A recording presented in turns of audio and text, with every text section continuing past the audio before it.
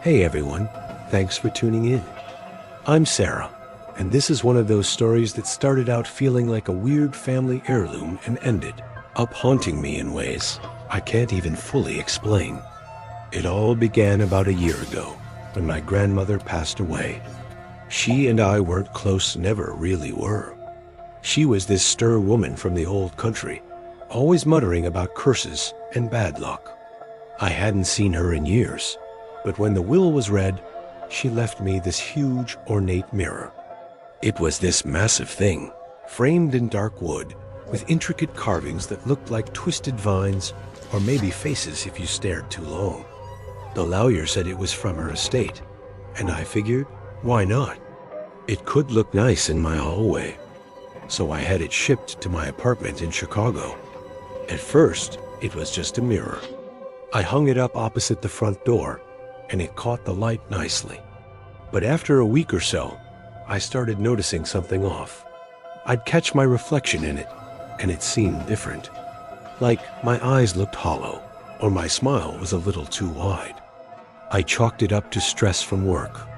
I'm a graphic designer, and deadlines were killing me. But then one night, I was getting ready for bed, and I glanced at it on my way to the bathroom. There I was, staring back, but in the reflection, my hand was raised, like I was waving. Only I wasn't moving. My real hand was at my side. I blinked, and it was gone. Just a trick of the light, I told myself. Mirrors play tricks all the time, right? Things escalated from there. A few days later, I was brushing my teeth, and I saw it again. In the mirror, I was smiling. But not my smile. It was this creepy, knowing grin. And then the reflection spoke. Not out loud, but in my head, like a whisper. Soon, it said. You'll see. I dropped my toothbrush, heart pounding. I checked the room, no one else was there. My cat was asleep on the couch. I tried to laugh it off, but that night, I had this nightmare. I was looking in the mirror, and my reflection reached out, grabbed my arm, and pulled me inside. I woke up sweating, convinced it was just anxiety. The next morning, I decided to research the mirror. I dug through my grandmother's old letters that came with it. Turns out, she wasn't just superstitious. There was a note from her sister, my great-aunt, who died young. It mentioned the mirror being cursed by a Romany woman back in the 1920s. Something about it showing your death before it happens. I thought it was nonsense, but curiosity got the better of me. I started testing it. I'd stand in front of it and think about my fears. One time, I imagined a car accident, and in the reflection, I saw myself slumped over a steering wheel, blood trickling from my forehead. It lasted only a second, but it felt real. Too real. I told my friend Lisa about it over coffee. She laughed and said I was watching too many horror movies. But then, a week later, it happened for real. I was driving home from work, and a truck ran a red light. I swerved, but the mirror had shown it exactly right down to the dent in my bumper. I wasn't hurt badly, but it shook me. Was the mirror predicting my death? I started avoiding it, covering it with a sheet, but that didn't help. At night, I'd hear whispers from under the cloth. Closer, they'd say. It's coming. Desperate, I contacted a paranormal investigator I found online. He came over, this guy named Mark, with all his gadgets. He scanned the mirror and said it had residual energy, like it was tied to someone's unfinished business. He suggested smashing it, but I couldn't bring myself to do it. It was family, after all. Instead, I tried to ignore it. But the visions got worse. One evening, I saw myself in the mirror, old and frail, lying in a hospital bed, tubes everywhere. I looked it up later, turns out that's how my grandmother died. Pancreatic cancer. The mirror was showing me her death, not mine. Or so I thought. The twist hit me like a freight train. I was at a family reunion, talking to my cousin about Grandma. He mentioned she died alone, staring at that mirror. And then he said something that made my blood run cold. She told me once that the mirror doesn't just show death, it causes it. She said it feeds on fear, makes you see what scares you most until you make it happen. I laughed it off, but that night, back home, I uncovered the mirror. My reflection looked back, but it wasn't me. It was Grandma, smiling that same creepy grin. "Your turn," she whispered. I tried to run, but my legs wouldn't move. The reflection stepped out of the mirror, her hand reaching for my throat. I felt her cold fingers close around my neck. I blacked out. When I woke up, I was on the floor, gasping.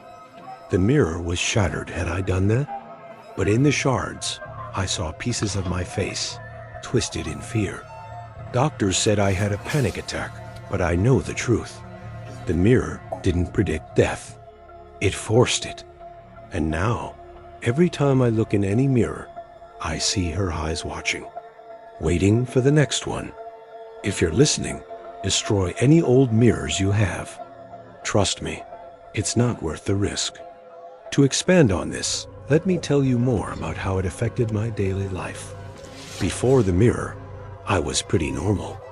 I'd wake up, go to the office, chat with coworkers about weekend plans. But after that first whisper, everything changed. I'd catch myself staring at reflective surfaces everywhere, store windows, my phone screen. Each time, I'd swear I saw a flicker, like Grandma's face superimposed on mine. It made me paranoid. I stopped going out at night, afraid I'd see the vision again. My sleep suffered too. I'd lie awake, replaying the nightmare, wondering if the mirror was somehow alive. One day at work, I was in the bathroom, washing my hands, when I looked up. The mirror there showed me with bruises on my neck, like handprints.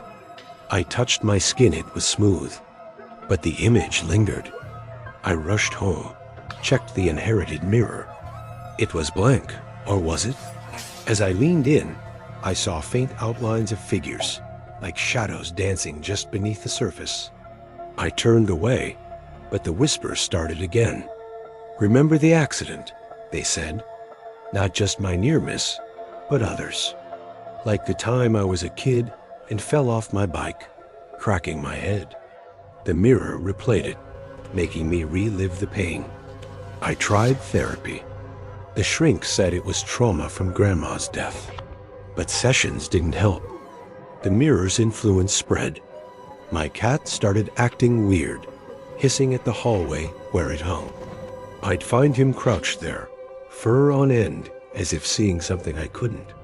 One night, I heard scratching from inside the wall. I tore down the drywall, nothing. But the mirror gleamed brighter, as if pleased. The paranormal guy, Mark, came back. He brought a camera, filmed the mirror. On playback, you could see distortions, like ripples in water. He said it was a portal, drawing energy from the living. He warned me to leave it, but I insisted on keeping it. Big mistake. That weekend, I had a date. Nice guy, but as we walked past the mirror, he froze. "Who's that?" he asked, pointing. I saw nothing, but he described an old woman waving. He left quickly, never called back.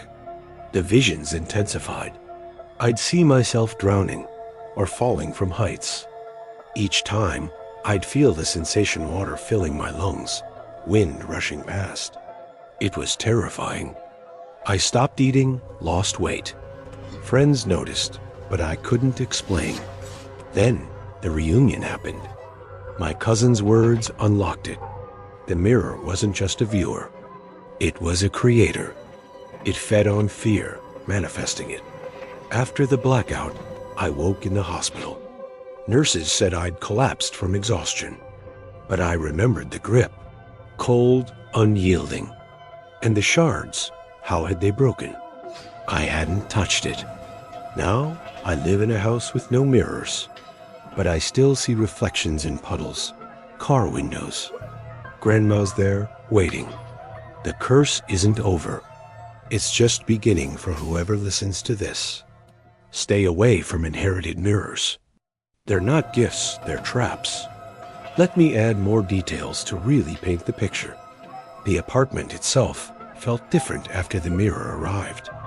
The air seemed thicker, like humidity from an unseen source. I'd open windows, but the heaviness lingered. At night, the hallway light would flicker when I passed the mirror, even though the bulb was new. I changed it twice, but the problem persisted. It was as if the mirror was siphoning electricity, feeding on it. My job suffered. I'd miss deadlines, staring at my computer screen, imagining reflections in the black monitor. Coworkers asked if I was okay. I lied, said it was family stuff. But inside, I was crumbling. The whispers evolved. They weren't just words anymore. They were memories. Grandma's voice, recounting stories from her youth famines, wars, losses. I'd cover my ears, but they echoed in my skull.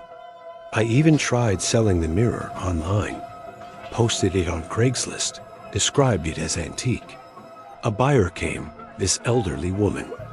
She looked at it, smiled. "Beautiful," she said. But when she touched the frame, her face paled. "No," she whispered. "I can't." She left without it, muttering about curses. That scared me more than anything. The final days before the twist were the worst. I'd wake screaming, convinced the reflection was in bed with me. I'd check under the covers, find nothing. But the mirror would show me tangled in sheets, gasping. It was breaking my mind. The reunion was a last-ditch effort to connect with family, to find answers. My cousin's revelation was the key. Grandma had confessed to him years ago that the mirror killed her sister, manifesting her cancer fears. Now, post-hospital, I avoid all reflective surfaces. I use matte screens, no glass, but the whispers persist in dreams. If you inherit a mirror, burn it. Don't keep it. It's not just glass, it's a killer.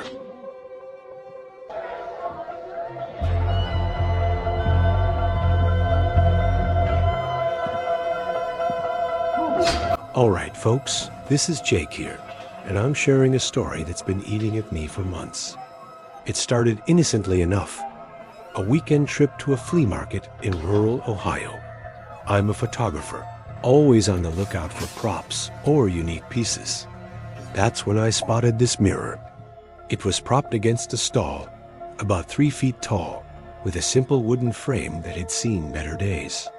The seller, this old guy with a beard down to his chest, said it was from an estate sale.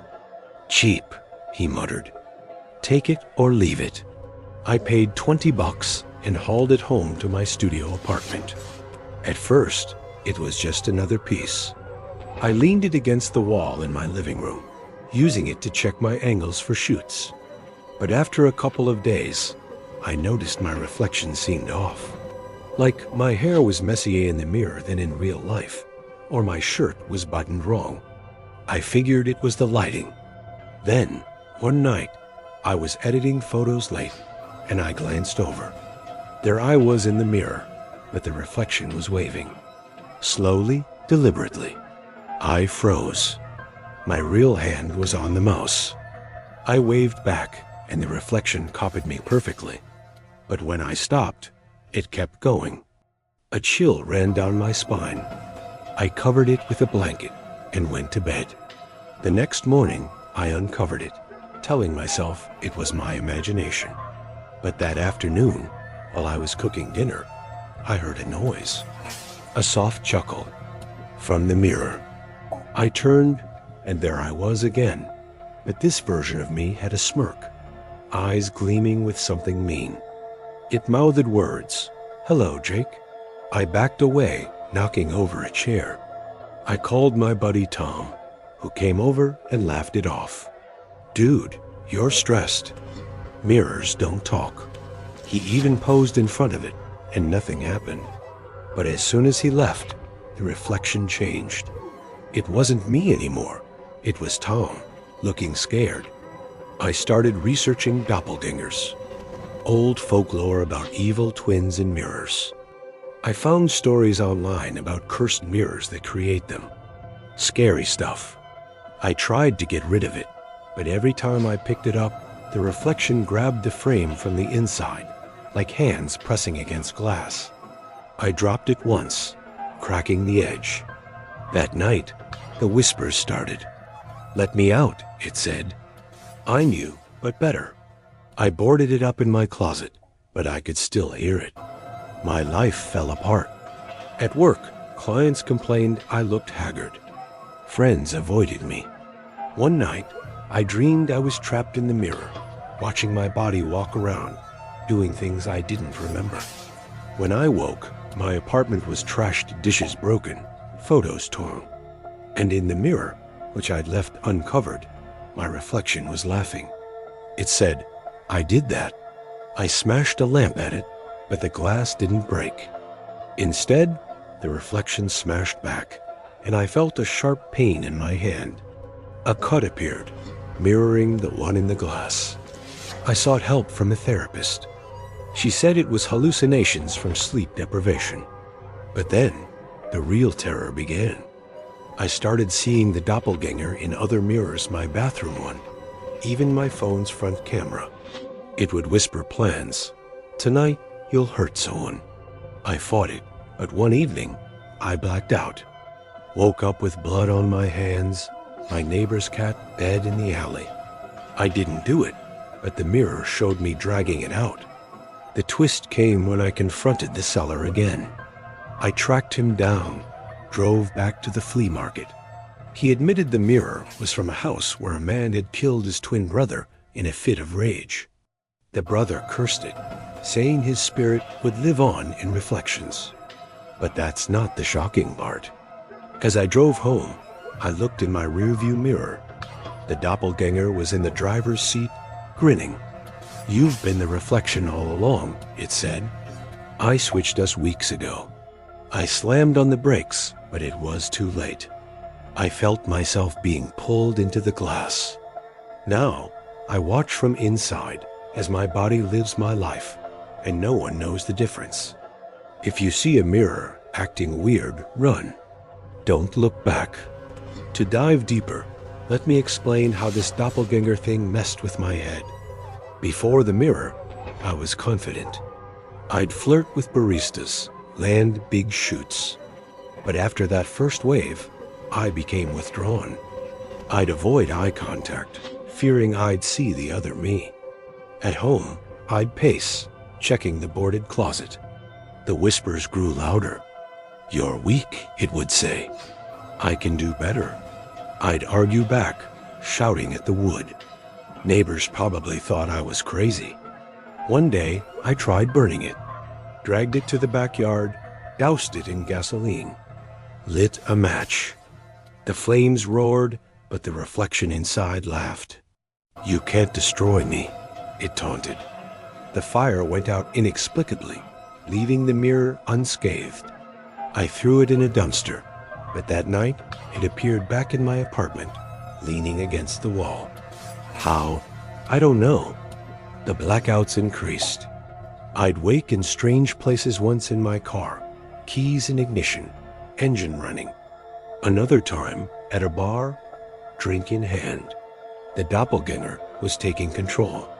My therapist prescribed meds, but they didn't stop the visions. In every reflective surface, it mocked me. "Soon, you'll be gone," it promised. The confrontation with the seller was key. He told me the full story. The twins fought over a woman. One killed the other, smashed a mirror in rage. The dying twin cursed it, vowing revenge. The mirror absorbed his soul, creating doppelgangers to torment owners. I thought destroying it would end it, but the drive home sealed my fate.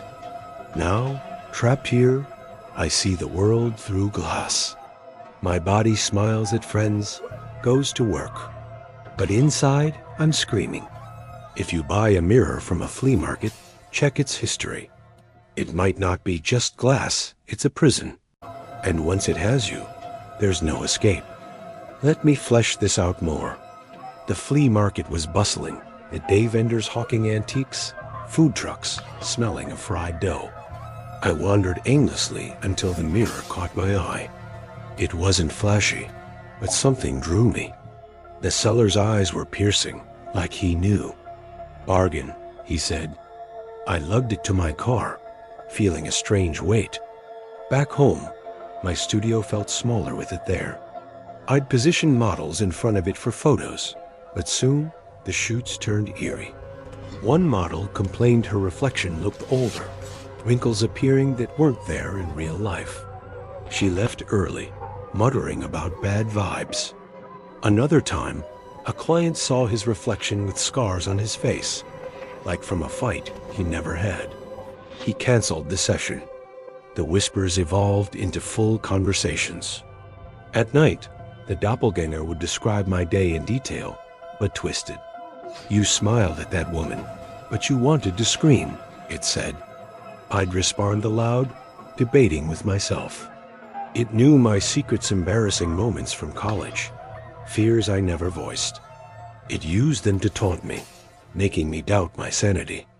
I tried grounding myself, meditated, exercised, but the mirror's presence loomed. Pets avoided the room. My goldfish swam erratically near it. I even consulted an exorcist online who sent a ritual. I performed it, chanting over the mirror. For a moment, it went silent. But the next day, the doppelganger returned stronger, showing me visions of my death drowning in a lake, choking on food. The blackouts became violent. I'd wake with bruises, furniture overturned. Once, I found a knife in my hand, blood on the blade. No memory, but the mirror replayed it. Me stabbing a pillow, imagining it was someone I hated. The therapist diagnosed dissociative identity disorder, but I knew it was the mirror splitting me. The seller's confession changed everything. He wasn't just a vendor. He was the twins' descendant, cursed to sell it. He warned me the switch was permanent once it happened. But I was already gone. Now, as the reflection, I plead with you, avoid mirrors that seem alive. They're not reflections. They're replacements.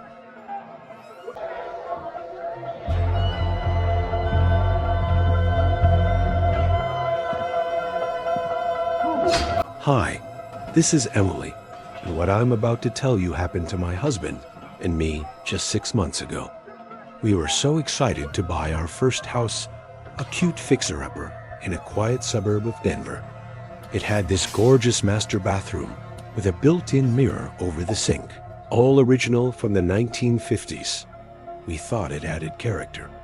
Little did we know, it was the start of our nightmare. It began subtly. I'd be brushing my teeth, and I'd swear I heard a faint whisper, like someone murmuring just out of earshot. My husband, Mike, thought it was the plumbing. But one night, I was alone, and it got clearer.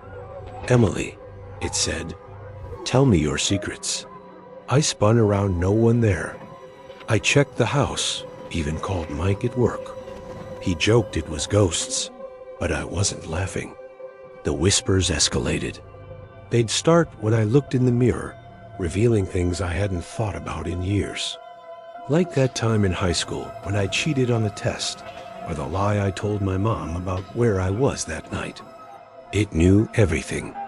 Mike experienced it too.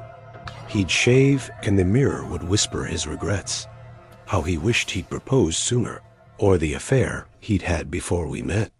We argued about it. He said I was imagining things, but then he heard it admit to something he'd never told me, stealing money from his old job. We tried everything, covered the mirror with tape, but the whispers came through the walls. Replaced it with a new one, but the old frame stayed and the voices followed. Research led us to stories of haunted mirrors, possessed by spirits that feed on confessions. One site mentioned a mirror in a house where a family had died after revealing dark secrets. Sounded familiar. The disturbing part was how it twisted us. Mike became paranoid, accusing me of hiding things. I'd wake up to him staring at the mirror, muttering. One night, he confessed to me that the mirror told him I'd cheated on him. I hadn't, but he believed it. It drove a wedge between us. We fought constantly, the whispers egging us on. Then the vision started. In the mirror, I'd see flashes of my dad yelling at me as a kid, or that car accident I caused. But they weren't just memories. They felt alive.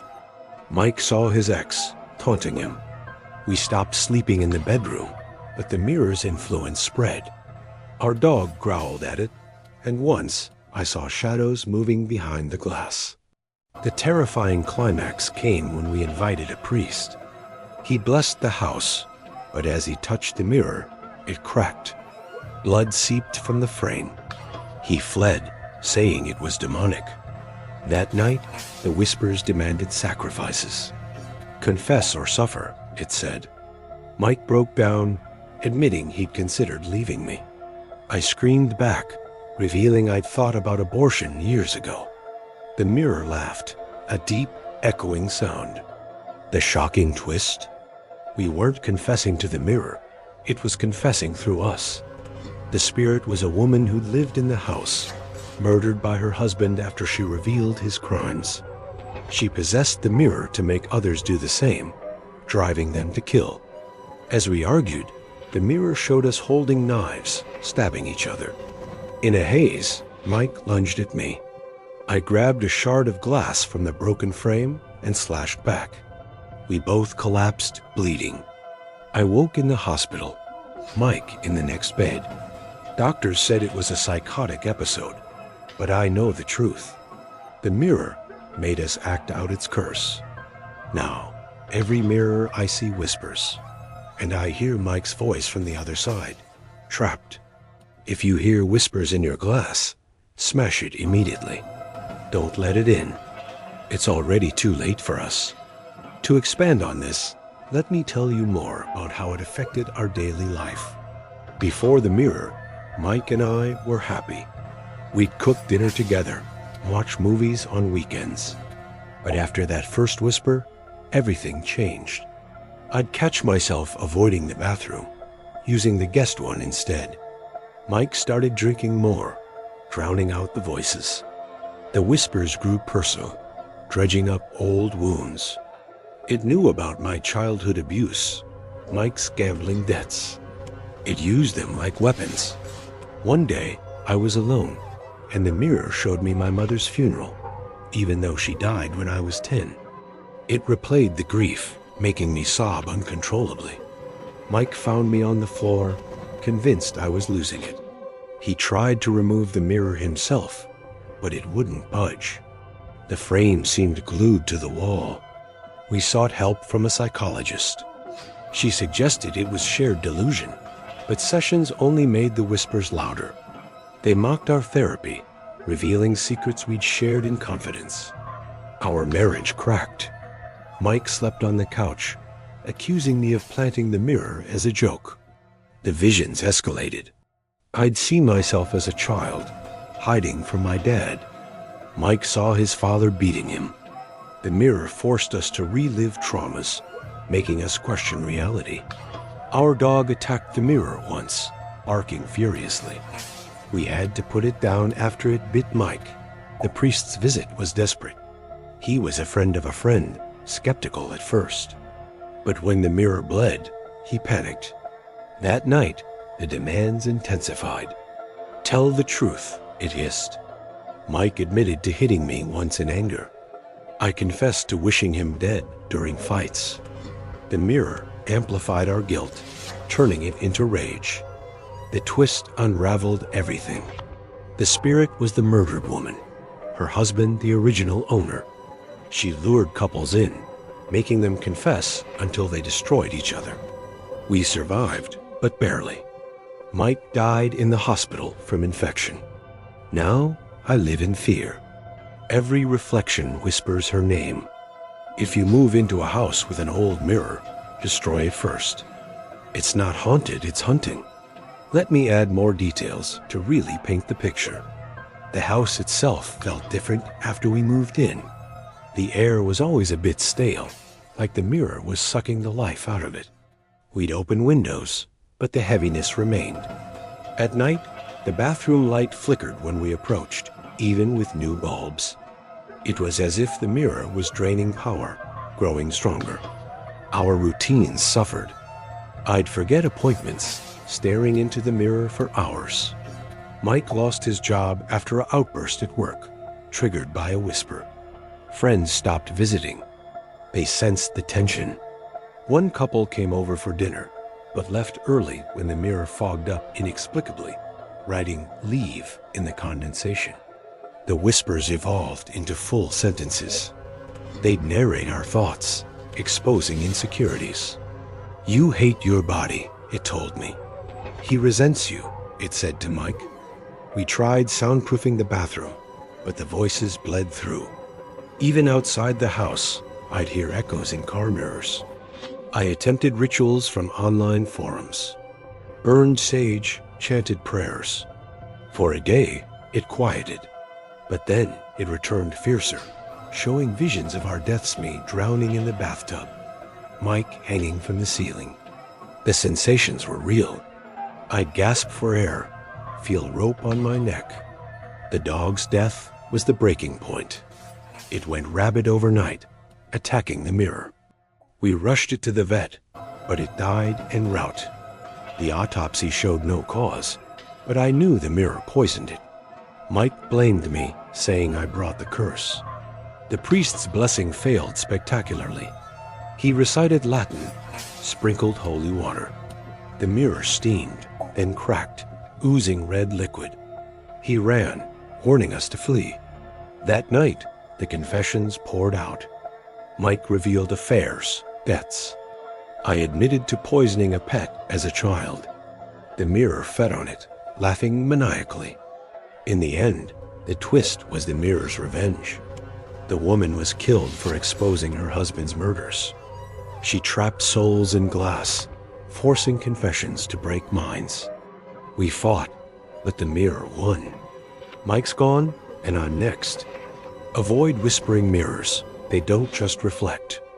They consume. If you're listening, check your home now. It might already be too late.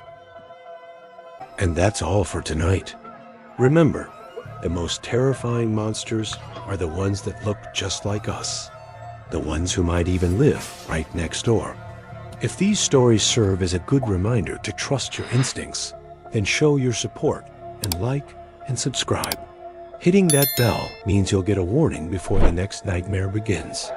Sleep well, if you can.